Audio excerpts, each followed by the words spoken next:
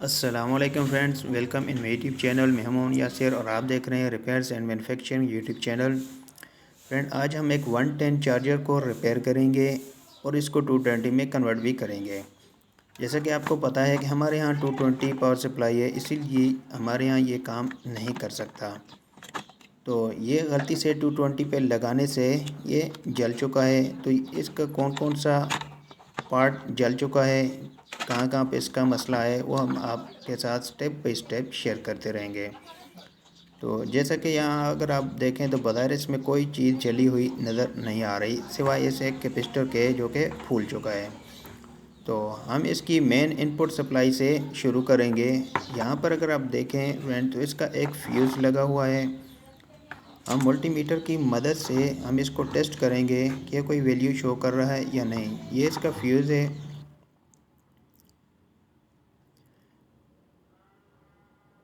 तो हमने जैसे इसको टेस्ट किया है तो ये कोई वैल्यू शो नहीं कर रहा। तो हम मज़ीद इसको इत्मीनान के साथ चेक करेंगे, क्या पता इसमें वेदर जो प्रोटेक्शन है उसकी वजह से हमारी नीडल इसके साथ टच ही ना हो रही हो।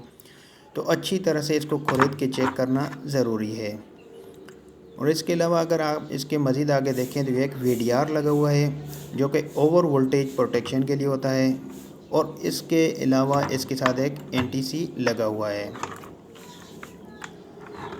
तो हम सबसे पहले VDR को टेस्ट कर लेंगे कि VDR शॉर्ट तो नहीं आ रहा। यहाँ पर अगर आप देखें VDR में कोई शॉर्टेज नहीं आ रही, यानी कि ये बिल्कुल सही है। लेकिन ये 110 का है, इसलिए बाद में हम इसको रिप्लेस करेंगे। अगर NTC की बात की जाए, NTC बिल्कुल हमारा ओके आ रहा है। 5 ओम का NTC हमारे पास लगा हुआ है, तो ये बिल्कुल सही है।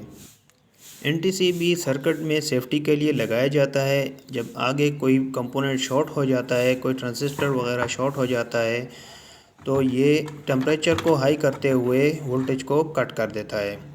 ये इसका फ्यूज़ भी हम चेंज करेंगे, लेकिन इससे पहले हम इस सर्किट के ऊपर थोड़ी नज़र दौड़ा लें। ये इसका ब्रिज रेक्टिफायर लगा हुआ है और इस तरफ अगर आप नज़र दौड़ाएं तो इसमें वोल्टेज डबलर का सर्किट बना हुआ है। यानी दो कैपेसिटर की मदद से हम 110 से 220 बआसानी ले सकते हैं। यानी आर रेडियस में 220 का सर्किट बना हुआ है। हमने सिर्फ इस ट्रैक को काट देना है।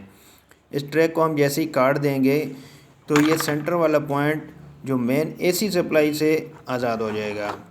वोल्टेज डबलर सर्किट बहुत ही इजी और सिंपल है, जिसकी मदद से आप किसी भी AC वोल्टेज को डबल कर सकते हैं। यानी अगर 110 है तो उसको 220 बना सकते हैं, 220 है तो उससे वोल्टेज डबलर की मदद से आप 440 बना सकते हैं।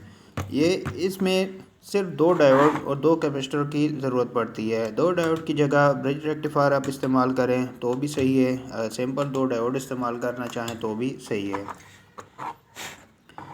तो हम इस ट्रैक को अच्छे तरीके से काट देंगे ताकि ये इसके साथ बिल्कुल जुड़ा हुआ ना रहे। इसके बाद जो ख़राब कैपेसिटर है उसको हम रिप्लेस कर देंगे। अगर सेम उसी वैल्यू का कैपेसिटर हमारे पास अवेलेबल है तो फिर दोनों इसी तरह सीरीज़ में लगे रहने देंगे।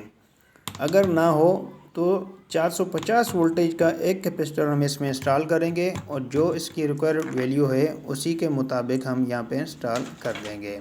उसके बाद लेकिन अगर हम एक कैपेसिटर इसमें इंस्टॉल करते हैं तो फिर ये डिस्चार्जिंग के लिए कुछ रजिस्टर लगी हुई हैं, इनको भी हमने चेंज करना पड़ेगा।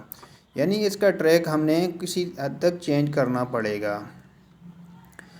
तो ये जो हमने ट्रैक काटा है उसको अच्छी तरीके से हमने चेक कर लेना है ताकि कोई जो हमने काटना है वही कटा है, इसके अलावा दूसरा तो नहीं कट गया, उस पर भी हल्का सा स्क्रैच पड़ा हुआ है। तो ये सब चीज़ें चेक करने के बाद अब हम आगे बढ़ते हैं। यहाँ सब ओके हो चुका है। अब हम इनपुट सप्लाई पे जाएंगे। इनपुट पे जो फ्यूज़ हमने चेक किया था जला हुआ है, तो इसको हमने बाहर निकाल देना है। बाहर निकालने के बाद हमारे पास सेम ऐसा तो अवेलेबल होगा नहीं, इसीलिए हम यहाँ पे एक रजिस्टर लगा देंगे।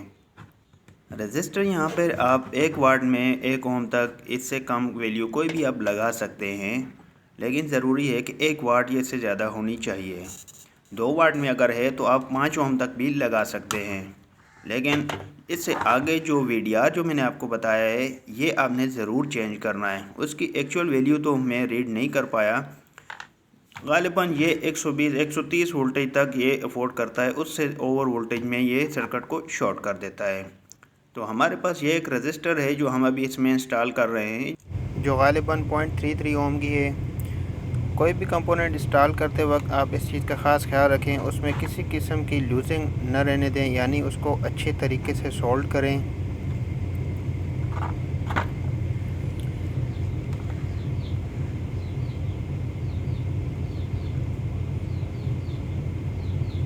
इसको सोल्ड करने के बाद हम इसकी जो ये फालतू पिनें हैं काट देंगे।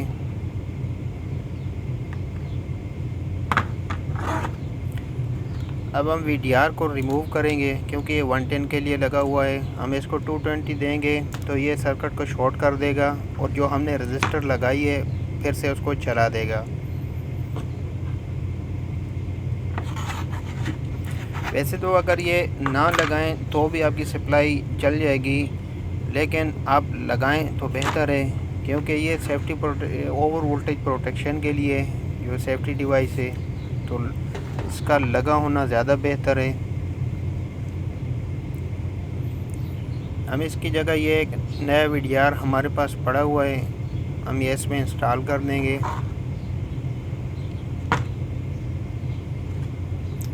यह VDR 240 वोल्टेज तक बआसानी वोल्टेज को अफोर्ड करता है। इसके बाद अगर ओवर वोल्टेज आए यानी 240 से ज़्यादा वोल्टेज आए तो ये सर्किट को शॉर्ट कर देता है।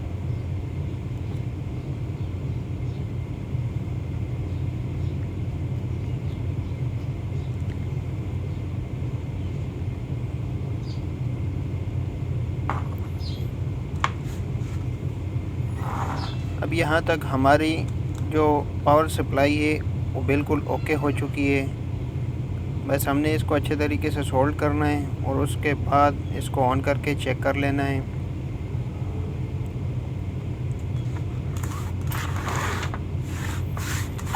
चेक करने से पहले हम टेबल को अच्छी तरीके से साफ़ करेंगे ताकि कोई ऐसा कचरा नीचे ना पड़ा हो जो हमारी पावर सप्लाई को डैमेज कर सके। अक्सर ये शॉर्टेज वगैरह इससे हो जाती है।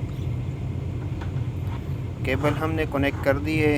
अब हम इसको सीरियस बोर्ड के ऊपर लगाएंगे और टेस्ट करेंगे।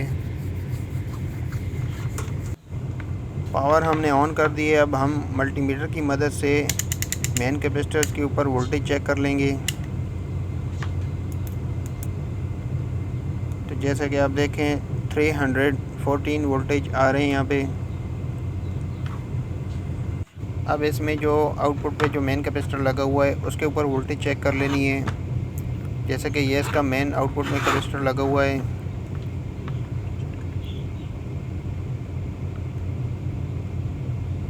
तो यहाँ सिर्फ 10 वोल्टेज बन रही है, यानी कि पावर सप्लाई हमारी ऑन हो चुकी है, लेकिन ये वोल्टेज चार्जिंग के लिए बहुत कम है।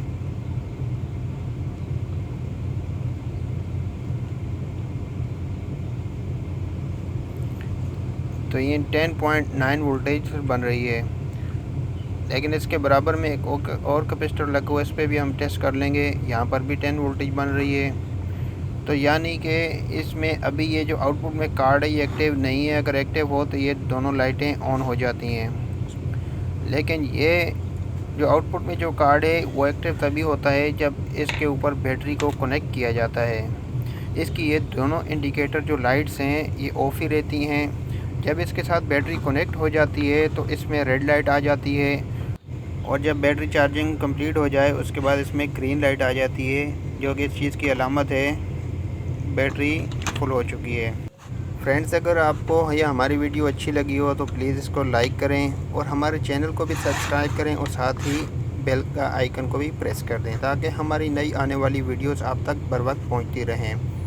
साथ ही ये हमारे चैनल को अपने दोस्तों के साथ भी शेयर करें ताकि उनको भी फ़ायदा हो सके। इस चैनल पे कोई भी फजूल वीडियो बिल्कुल नहीं आती। इसमें वही मैं वीडियो अपलोड करता हूँ जो मेरी अपनी खुद की ओरिजिनल वीडियोस होती हैं, और इलेक्ट्रिकल, मैकेनिकल और फैब्रिकेशन के रिलेटेड इसी तरह की आपको वीडियोस मिलती रहेंगी। तो फ्रेंड्स, हमने चार्जर को वापस पैक कर दिया है। अब हमने बैटरी के टर्मिनल्स पे ऊपर वोल्टेज को चेक कर लेना है कि यहाँ पे कितनी वोल्टेज आ रही है।